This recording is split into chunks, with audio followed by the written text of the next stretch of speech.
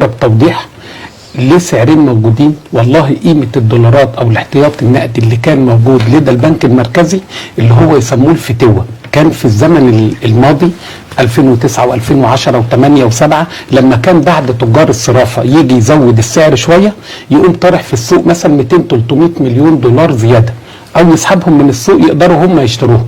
يقوم في واحد فتوة كده زي فريد شوقي اللي هو البنك المركزي يقوم واخد كده مليار دولار رميهم في السوق يقوم السعر يهبط تاني. حيث ان احنا ما عندناش فريد شوقي عندنا واصبحنا الوقت عبارس عصر، فبالتالي ما يقدرش الراجل بتاع الفتوة اللي كان بيطلع فلوس ويرميها في السوق يجيبها. ده هو راجل على الله، ده هو عاوز واحد يديله قرشين في يعني في جيبه وهو ماشي. فده اللي خلى التجار بتوع الصرافه يزودوا الاسعار بتاعتهم ويقدر يتحكم في السوق. طب السؤال، انا ليا سعرين، تاثير ده على الاقتصاد ايه؟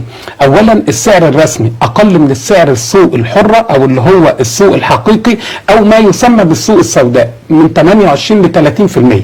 لو كان الدولار كان بكذا النهارده وصل لكذا يبقى 30% موجودين. يعني 30 ده الواقع لان هو دي كميه الدولارات اللي بتيجي تشتريها. الورقه اللي موجوده في البنك والشاشه اللي تخش كل يوم كاتب عليها 6 جنيه و70 قرش، تيجي تخش تقول له طب عاوز افتح اعتماد 100,000 دولار او عاوز 100 دولار حتى، يقول لك والله لسه خالص عدى علينا بكره. طب الراجل اللي جاي يفتح اعتماد زي ما الاستاذه بتقول عاوز مواد خام او عاوز يستورد حتى اكل قطط وكلاب اي حاجه، فيقول له طب اطلع هاتهولي من بره، فانت تجيبه من بره وتبيعه لقلب البنك وخدمه من مدير البنك. لان البنك انت لما تبيع له ممكن صلاح يبيع للبنك يقوم البنك يفتح اعتماد للاستاذ عماد وما يفتحش لصلاح، صح؟ ما يقدرش يقول له حاجه. فخدمه كمان من بتوع البنك لان صلاح بيتردد على البنك كتير وله مصالح مع البنك، يقوم البنك الدولارات اللي ياخدها يخليها لصلاح. فده اصبح ادي وجود السعرين اللي موجودين. البنك المركزي مش قادر يتدخل لقله النقد اللي عنده او لهاجس عنده، هي دي اهم، انه يحافظ على القرشين اللي موجودين عنده. طيب القصه دي كانت السبب بتاعها ايه؟ ان انت بتستورد حضرتك ب 60 مليار دولار، لما يزيدوا 30% يعني انت بتتكلم في 18 مليار دولار على الاقل واردات مصر زادت خلال الفتره دي. طيب لما تزيد الواردات بالقيمه ديت يبقى انت عامل ضغط على الدولار اكتر من كده، يبقى اسعار السلع اللي موجوده بتزيد اللي انت جايبها مستورده. صاحب السلعه المثيله المحليه شايف ان حضرتك بتشتري نفس السلعه بالسعر دوت، يقول لك انا ازود السعر بتاعي. طب بتاعه الجرجير اللي موجوده اللي هي بتزرعه في الارض وبالمصر هنا تزود السعر، تقول لك ما انا لما باجي اشتري المج ده اللي بجيبه من بره بشتريه بالغالي. الحاجه الثانيه في مجموعه من المصانع توقفت ومجموعه اخرى من المصانع الطاقه الانتاجيه بيها حاليا لا تتجاوز 20 25%. طب الانتاج اللي كان بيطلع في ناس بتاخده، طب ما عادش بيطلع يبقى لازم هستورده من بره، فزادت الواردات بالشكل الكبير اللي بنقول عليه 60 مليار. مصر بتصدر الفوسفات بتاعها خام، بتصدر سنويا 4 مليون طن فوسفات خام. تاخد منهم كام؟ المفروض اصدر اخد فلوس ولا اصدر وما اخدش؟ بتاخد منهم كام حضرتك؟ بتدفع عليهم، خد بال حضرتك، بتدفع عليهم تاني، بتدفع عليهم 80 مليون دولار. يعني اصدر له الفوسفات وادفع عليه 80 مليون دولار من جيبي.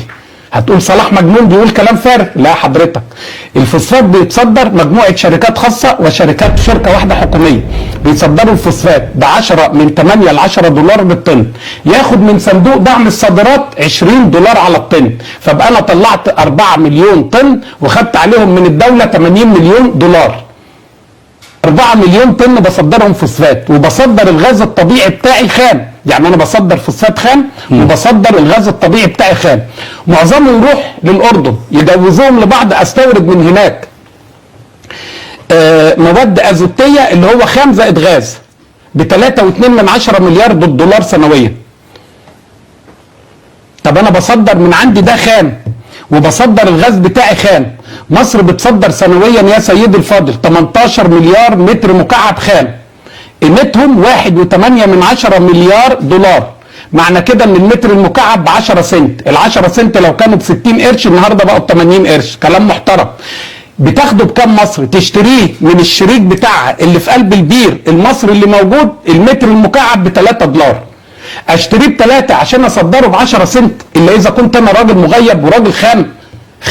خام ده معناها راجل، ما هو الدوله اللي تصدر منتجاتها خام يا سيدي الفاضل دوله عقول مسؤوليها ناس خام زي فيلم كده اسماعيل ياسين وهو جاي من العتبه، الراجل لقطه وباع له بتاع العماره وخد فلوسه وجري. ده ناس خام، ده ناس بتفكر، ده واحد خام.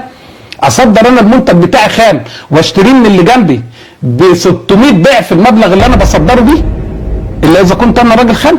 22 مليار دولار اللي مصر بتصدر بيهم بالمناسبه كلهم خام، قطن خام، بترول خام، غاز خام، فوسفات خام.